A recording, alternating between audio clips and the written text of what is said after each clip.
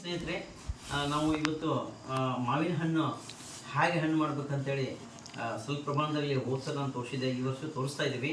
ವಿಶೇಷವಾಗಿ ನಿಮ್ಮ ಮನೆಯಲ್ಲಿ ಏನಾದರೂ ಇಂಥ ಕ್ರೇಟ್ಸು ಅಥವಾ ದೊಡ್ಡ ದೊಡ್ಡ ಬಾಸ್ಕೆಟ್ಗಳಿತ್ತು ಅಂದ್ರೆ ಕಾಯಿಗಳನ್ನು ತೊಗೋಬೇಕು ದಯವಿಟ್ಟು. ಯಾಕೆ ಮಾವಿನ ಹಣ್ಣನ್ನು ಬಜಾರದಲ್ಲಿ ತಿನ್ನಬಾರ್ದು ಅಂತ ಹೇಳ್ತಾ ಇದ್ದೀನಿ ಅಂದರೆ, ತಮ್ಮ ವಾಸ್ತವಿಕ ಸತ್ಯ ಗೊತ್ತಿದೆ. ಇವತ್ತು ಕ್ಯಾನ್ಸರ್ ಬರ್ತಕ್ಕಂಥ ಒಂದು ಅಪಾಯಕಾರಿ ರೋಗ ಇವತ್ತು ಬರ್ತಾ ಇದೆ.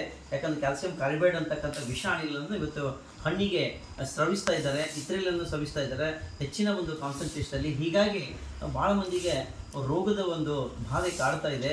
ದಯವಿಟ್ಟು ಯಾರೇ ಇದ್ದರೂ ಸಾರ್ವಜನಿಕರಲ್ಲಿ ವಿನಂತಿ ಮಾಡ್ಕೊತಾ ಇದ್ದೀವಿ, ನೀವು ಕಾಯಿಗಳನ್ನು ತೆಗೆದುಕೊಂಡು ಬಂದು ಅವನನ್ನು ನೀರಿನಲ್ಲಿ ತೊಳೆದು ಆಮೇಲೆ ಅವು ಗಾಳಿಗೆ ಫ್ಯಾನ್ ಅಥವಾ ಗಾಳಿಗೆ ಆರಿಸಿ ಒರೆಸಿಸಿ ಇಂಥ ಒಂದು ಟ್ರೇದಲ್ಲಿಟ್ಟು ನಿಮ್ಮ ಮನೆಯಲ್ಲಿರ್ತಕ್ಕಂಥ ರದ್ದಿ ಪೇಪರ್ಗಳನ್ನು ತೆಗೆದುಕೊಂಡು ಈ ರದ್ದಿ ಪೇಪರ್ಗಳನ್ನು ಚೂರುಗಳನ್ನು ಮಾಡಿ ಒಂದು ಬದಿಗೆ ಇಟ್ಟುಕೊಂಡು ಪೂರ್ತಿ ಪೇಪರ್ ಒಂದು ಇಟ್ಟುಕೊಂಡು ಆಮೇಲೆ ಹಣ್ಣುಗಳನ್ನು ಈ ತೆರನಾಗಿ ಒಂದೊಂದು ಲೇಯರ್ ಆಗಿ ಮಾಡ್ತಾ ಅದರ ಮೇಲೆ ಮತ್ತೆ ಪೇಪರ್ ಹಾಕಿ ಈ ಪೇಪರ್ ಮೇಲೆ ಮತ್ತೆ ನಾವು ಈ ಮಾವಿನ ಹಣ್ಣನ್ನು ಹಿಂಗೆ ಕಾಯಿಗಳನ್ನು ಇಟ್ಕೊಂಡು ಹೋಗಿ ನೀಟಾಗಿ ಒಂದಕ್ಕೊಂದು ತಾಗದ ಹಾಗೆ ಇಡುವುದರಿಂದ ಇಲ್ಲೇ ಭಾಳಷ್ಟು ವಿಶೇಷವಾಗಿ ಗಮನ ಕೊಡಬೇಕು. ಮನೆಯಲ್ಲಿರ್ತಕ್ಕಂಥ ಈ ಚೂರುಗಳು, ಯಾಕಂದರೆ ಭತ್ತದ ಹುಲ್ಲು ಇವತ್ತು ಸಿಗೋದು ಭಾಳ ಕಷ್ಟ ಆಗಿದೆ. ಅದ್ರ ಬದಲಾಗಿ ಇವತ್ತು ನೀವೇನಾದರೂ ನಿಮ್ಮ ಮನೆಯಲ್ಲಿ ಪೇಪರ್ಗಳನ್ನು ತೆಗೆದುಕೊಂಡು ಈ ಥರವಾಗಿ ಕಟ್ ಮಾಡಿಕೊಂಡು ಏನು ಒಂದು ಅರ್ಧ ತಾಸಿನ ಕೆಲಸ ಇದು. ನಾನು ಯಾಕೆ ಒತ್ತು ಕೊಟ್ಟು ಹೇಳ್ತೇನೆ ಅಂದರೆ, ಮಾವಿನ ದರ ಇವತ್ತು 600-700 ರೂಪಾಯಿ ಒಂದು ಡಜನ್ ಇದೆ.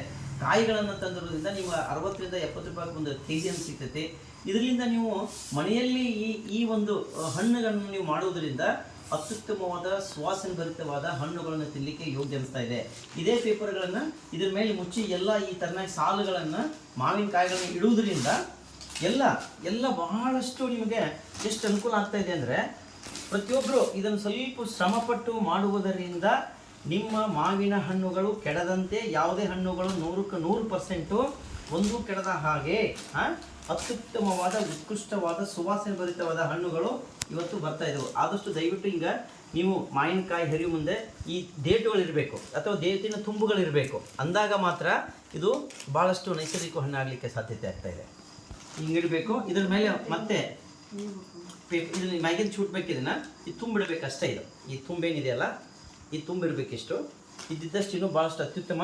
ಅದನ್ನು ಮಾವಿನ ಹಣ್ಣು, ಇದು ಕೇಸರ್ ಅಂತಕ್ಕಂಥ ತಳಿ, ಆಪುಸ್ ಅಂತಕ್ಕಂಥ ತಳಿ, 2 ತಳಿಗಳನ್ನು ನಾವು ನಮ್ಮ ಮನೆಯಲ್ಲಿ ಹೋಮ್ ಸ್ಕೇಲ್ಗಾಗಿ ಮನೆಯ ಮಂದಿಯ ಎಲ್ಲರಿಗೂ ತಿನ್ನಲಿಕ್ಕೆ ರುಚಿಯಾದ ಹಣ್ಣನ್ನು ನಾವೇ ಮಾಡ್ತಾ ಇದ್ದೀವಿ.